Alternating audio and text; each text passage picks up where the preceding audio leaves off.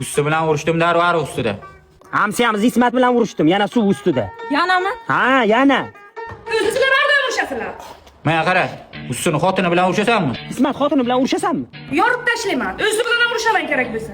Menga qara, o'zim seni trinovka qilib tayyorlantiraman, ertaga jang uyushtiramiz. Yur xotin. Bo'lmasa hozir trinovka qildiraman seni. Ertaga jang tashkillashtiramiz. Davay, turing, ketdik.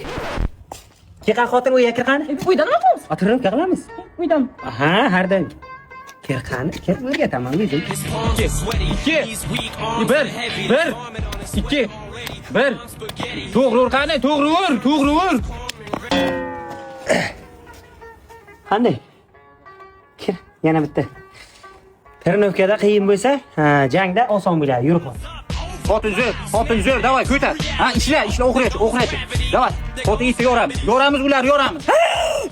Assalomu alaykum qishloqdoshlar. Bugungi Samon Press ligamizni ochiq deb e'lon qilamiz. Hamda davramiz to'riga ikki boyeslarimizni chaqiramiz. Qani? Kelinglar. Qo'rqmang. Bo'ldi, o'zingizlar bo'lsin. Endi jang boshlashdan oldin men sponsorlarimiz bilan tanishtirib o'tsam. O'zi bitta sponsorimiz bor, u ham chorak magazni. Yutgan odam 2 kilo kartoshka, 2 kilo piyoz, yana 5 litrli yog'. Undan tashqari nakavt qilsa deyapti, 2 kilo go'sht ham qo'shib beraman dedilar. To'g'rimi? Nima deysizlar shunga? Ma'qulmisizlar? Davaymi? Davay. Bo'lmasa jangni ochiq e'lon qilamiz. Qani? Boyeslarimiz hamma tayyormi? Siz tayyormi? Biz tayyor. Ha. Siz tayyormi? Ha, tayyormiz, ha xotin. Boyeslarimizni jang maydoniga chorlaymiz. Qani kelinglar. Birinchi raund. Voy! Ha.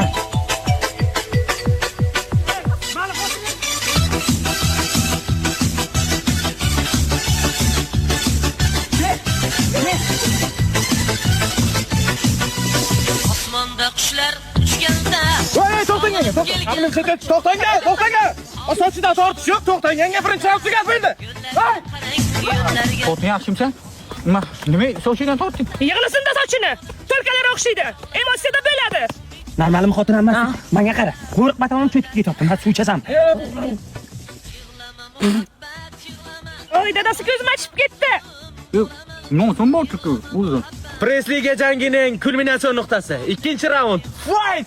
Davon xotin! muhabbat yig'lama yoningda o'zim bo'laman yig'lama muhabbat yig'lama Birinchi o'rin sohibasi ustini xotin. Xo'sh, Ismat aka, xotiningiz boshida zo'r urushib o'tirgan sochidan tortib, nimaga mag'lub bo'ldi? Xotin nimaga mag'lub bo'lding? Aldadiman ustining xotini. Nima deyapti? Stoykada urishaman degandi.